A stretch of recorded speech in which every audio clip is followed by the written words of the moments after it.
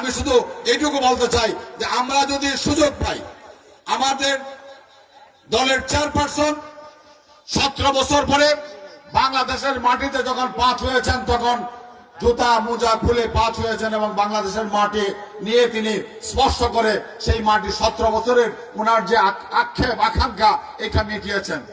ওনার 16 মিনিটের শেষ কথাটা ছিল, আমরা যদি রাষ্ট্রীয় ক্ষমতায় যেতে পারি তাহলে মহানবী সাল্লাল্লাহু আলাইহি ওয়াসাল্লামের নির্দেশিত পথে আমরা দেশ পরিচালনা করব।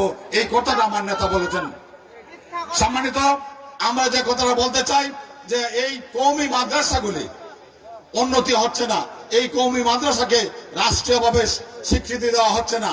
আমরা বিগত যখন আমরা ক্ষমতায় ছিলাম আমরা তখনও পারি নাই, কারণ আমাদের সাথে যারা জোটবদ্ধ ছিল, এই জোটের যারা ছিল তাদের বিরোধিতার কারণে আমরা পারি নাই।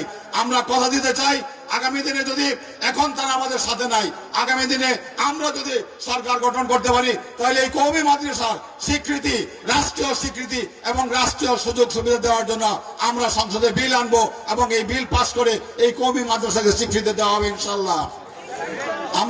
আমি কথা নির্বাচন যেটা হবে ফেব্রুয়ারির 12 তারিখে, আমি সেখানে বিএনপি মনোনীত প্রার্থী। আমি আপনাদের কাছে দোয়া চাই, আপনাদের সহযোগিতা চাই। আমরা এই দেশ থেকে ঘুষ, দুর্নীতি, মাদক মুক্ত করব, সন্ত্রাস মুক্ত করব এবং এই দেশের ইসলামী প্রতিষ্ঠানগুলির উন্নতির জন্য আমরা আমাদের সর্বোত্তম চেষ্টা করবো ইনশাআল্লাহ। আমরা এই কথা বলেছি যে আমরা যদি ক্ষমতায় যেতে পারি তাহলে আগামী দিনে মসজিদের